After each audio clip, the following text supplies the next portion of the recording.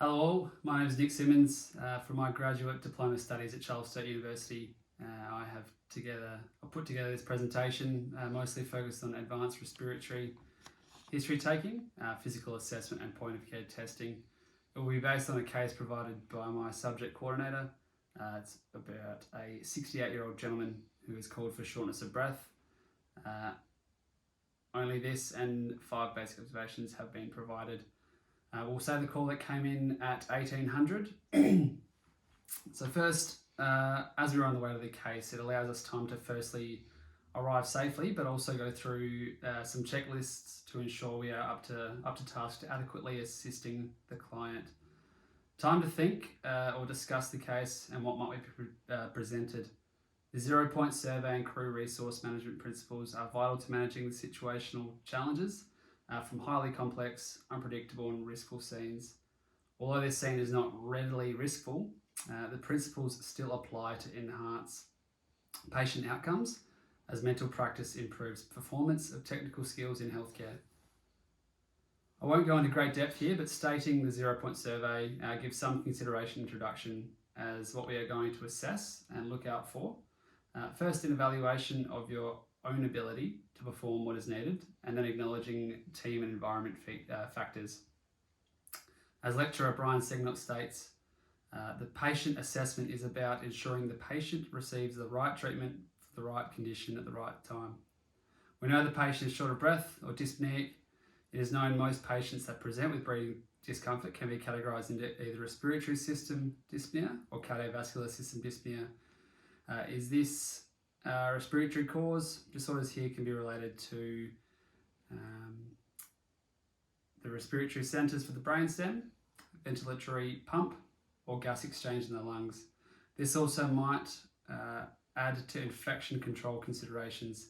For this video and audio quality, we will not go into full measures, but it is in the field, all personal protective equipment should be worn, especially with the COVID-19 pandemic ever present. This case could potentially be cardiac related also through the heart failure mechanisms, anemia or deconditioning. Priority of needs and assess immediate urgency of care is required. Then of course could be mental health related, which should be known as a diagnosis of exclusion, but as mentioned in Brian Segnott lectures, the most common presentation for paramedics at the moment. So we approach the scene with an open mind, knowing underpinning knowledge is advanced enough to appreciate false and positive findings. Consideration for infection control also, as stated prior. So the main components to this advanced assessment will focus on history, respiratory exam, and then should be one well-founded basics. This is to be done with maintenance of respect and dignity, and also to their home and surroundings also. So introduction, first impression. Well, as we walk in, we introduce ourselves to anyone on scene, shaking hands if appropriate. You sort of say, hello, my name is Nick, and what is your name?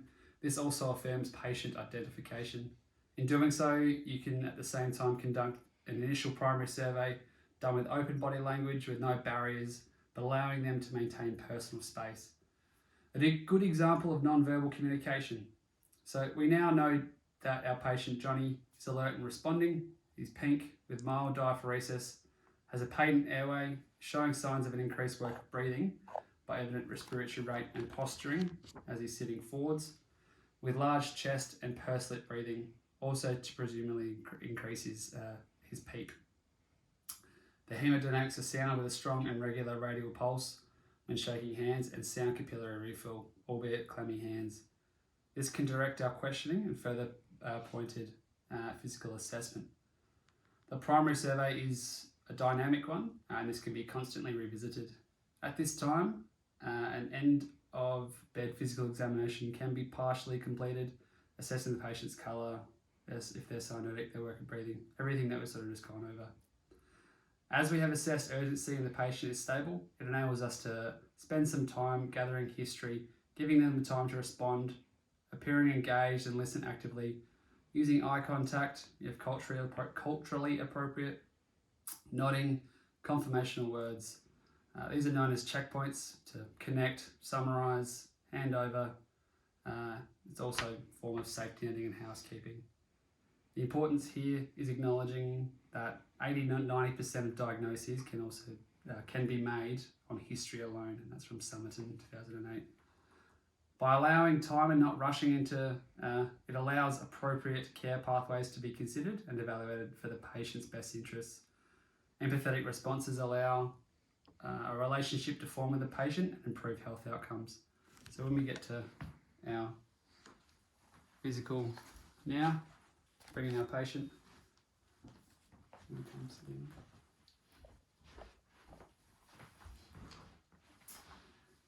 Cool, there's all that there for us.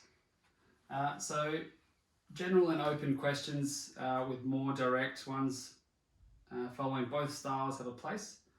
Avoiding the use of leading questions early, it engages sort of an open to a pointed search. Multiple choice questions can also be offered. This initial consultation is important to seek more of patient's perspective. With initial history taking, it is important to gain a clear, structured history. So what brings us to you today, Johnny? I've been feeling increasingly short of breath for 3 to 4 days. I've been coughing a bit, which has become quite chesty. I'd like to go into that a bit more. When you say chesty, are you bringing anything up with your cough? Yeah, I have. Okay, what colour is it? A non-leading question.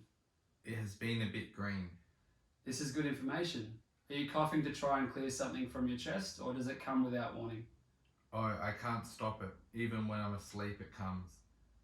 Does anything else come up with the phlegm? No. Have you had presentations like this before? Yeah, I have emphysema, so every now and again. Generally, it goes away after going to my doctor, and he gives me some stuff. I was due for an appointment tomorrow around lunchtime, but my breathing has gotten worse over the last couple of hours. I'm not sure I can get through the night. It does kind of feel as bad as when I needed hospital, and they kept me for a few days. Okay, so this can get pretty serious for you, acknowledging and validating the patient. Do you know which ward you stayed in when you were in hospital? I was in the emergency department for the night and then the respiratory ward. I almost went to ICU, but they didn't think that was necessary in the end. That was about a year ago. Okay, thank you for telling me that. We'll dive into that a bit more soon. Quickly now, do you mind if we have a conduct a COVID rat on yourself? It could help us with working out the best line of care for you, and it could take some time to develop. I might also attach our monitoring equipment to get a brief look at some of your vitals.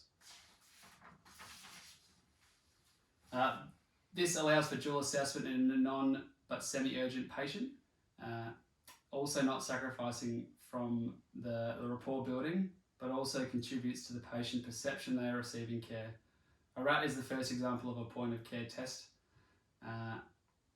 and all done with the patient deemed to have capacity and gain their informed consent given he is an adult and is able to understand and retain this information.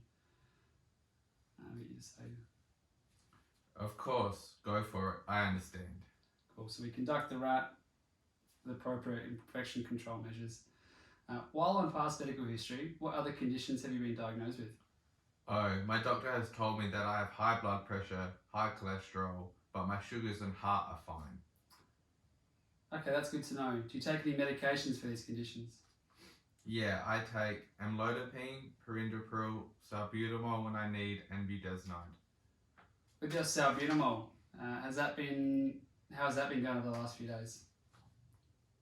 Not so good. I've been using it more and has started to do not as much through this afternoon. Okay, that must be frustrating. How have you been using it? Oh, I've just used it once or twice, maybe every hour. Have you used it with a spacer? No, actually I haven't. I did get one from the hospital, but I can't actually find it. That's okay, that happens. We'll go over that soon and also get a new one. When was the last time you saw your doctor? Probably late last year, so over 6 months ago. No worries. And are you allergic to anything? No, not that I know of. Thank you. Let us go back to your emphysema if that's okay. Sure. So do you know what caused this for you? Yeah, I was a smoker for about 18 years until I was 60. When my first grandchild was born, I still occasionally smoke socially, but not the pack a day that I was before. Good for you. I know that must have been hard. From what I can see, you're working really hard to breathe with your tripod posture and elevated respirate at 28. But I want to reassure you that your oxygen levels are good at 95% and your other observations are also good. Your heart rate is 80, blood pressure is down at 145 and 85. You're potentially running a mild fever, 37.8 degrees, but it's also a bit warm in here. At the moment, it sounds like you have an exacerbation of your COPD or emphysema, which is likely infective. From here, I'd like to perform a few physical exams in your chest. I'd like to inspect, listen, have a feel, a tap of various points, if that's okay. Absolutely. Brilliant. If any questions or concerns come up, please let me know. I'll give you some directions here and there. In real presentation, you'd ask the patient to fully expose their chest if appropriate. In this setting, I'm going to let Johnny keep his shirt on.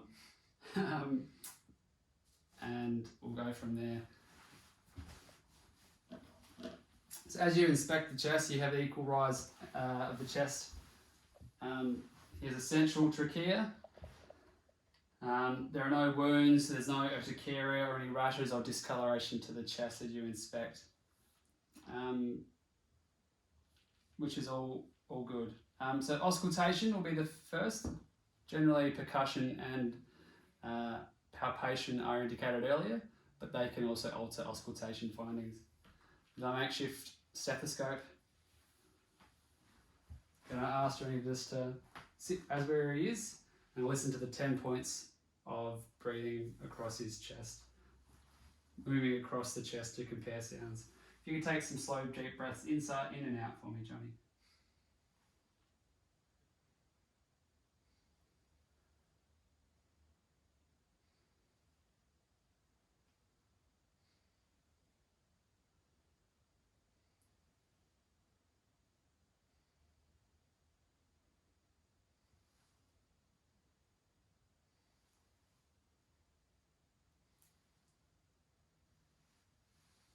Beautiful, thank you.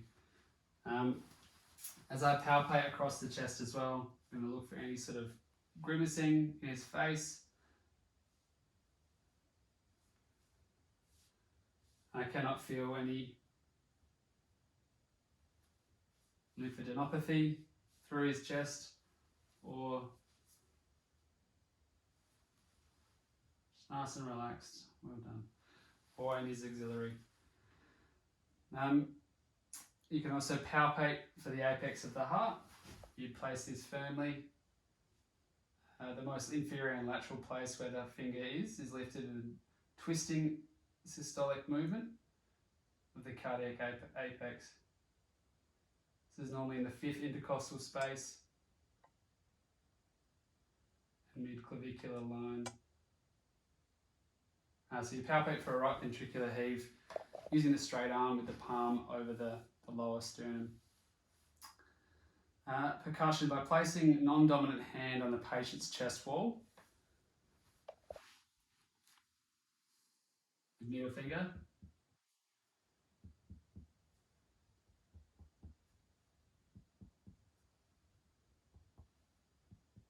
You're assessing for hyperresonance, any dullness. And if you could just say 99 for me, Johnny. 99. And again. 99. And again. 99. And again. 99. And again. 99. And again for me. 99. And again. 99. And again. 99. Thank you. With the increased vibration in that right lower lobe, it's indicative of a consolidation, potentially some mucus or fluid built up down there. Thank you, Johnny, for the examination. You're welcome.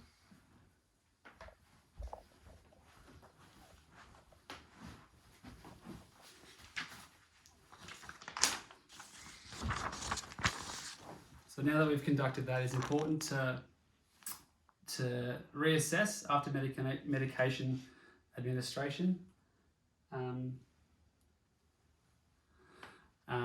Johnny would qualify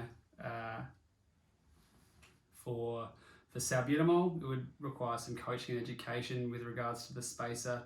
This enables the patient to sort of have input in their care, and also a bit more education.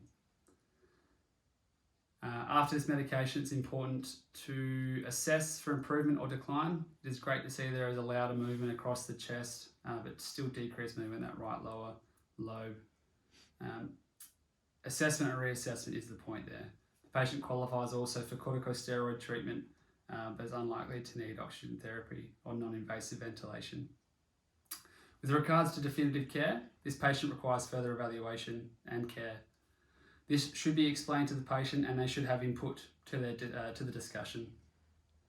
Time of day being nighttime is also an important factor and can limit referral pathways. Point of care testing can assist in these situations, as it can reduce time to testing and improve patient satisfaction, as well as patient-centered outcomes, being the 5 Ds: death, disease, disability, discomfort, and dissatisfaction.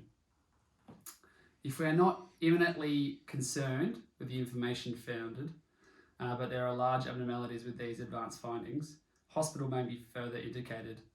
Point of care testing assists in earlier diagnosis, delivery of targeted treatment, and reduces emergency department admission. ISTAT testing and point of care ultrasound can be effective with this patient. By assessing arterial blood gas for lower pH, PaO2 and PaCO2, it can evaluate state of respiratory function if oxygen is lower and PaCO2 is higher. Lactate also is a crucial value for evaluating sepsis and the complexity that lays there. Point of care ultrasound can be utilised for pneumothorax and lung pulse, pericardial effusion, and cardiac activity. Used perpendicular to the ribs to allow rib landmarking, the probe is placed around the 3rd or 4th intercostal space in the mid-clavicular line, with also the 5th intercostal space mid-axillary often utilised, also done bilaterally. This search is easiest and most specific location to discover pathology, being over 90% specific and sensitive, but you're looking for shimmering as the pleura slide against each other. If a solid white line is shown, pneumothorax can be indicated or is indicated. Assessing for the heart, the probe is to be placed at the subxiphoid position transversely with slight pushing towards the left, looking for free fluid or pericardial effusion. Appropriately sized ventricles, and also you can assess the valves. So this patient is concerned for their health and breathing. They have called 000 and in our assessment they have said they were not sure how they would make through the night. Given the time of day, there are no other options than going to hospital. With the help of advanced history taking, physical assessment, and now the introduction of point of care testing in a way of ISTAT machines and point of care ultrasound, greater decisions for patient outcomes can be made. This is all further underpinned by adequate, thorough documentation as provided through my online submission with relevant references. Thank you for watching. Fuck, that was a shit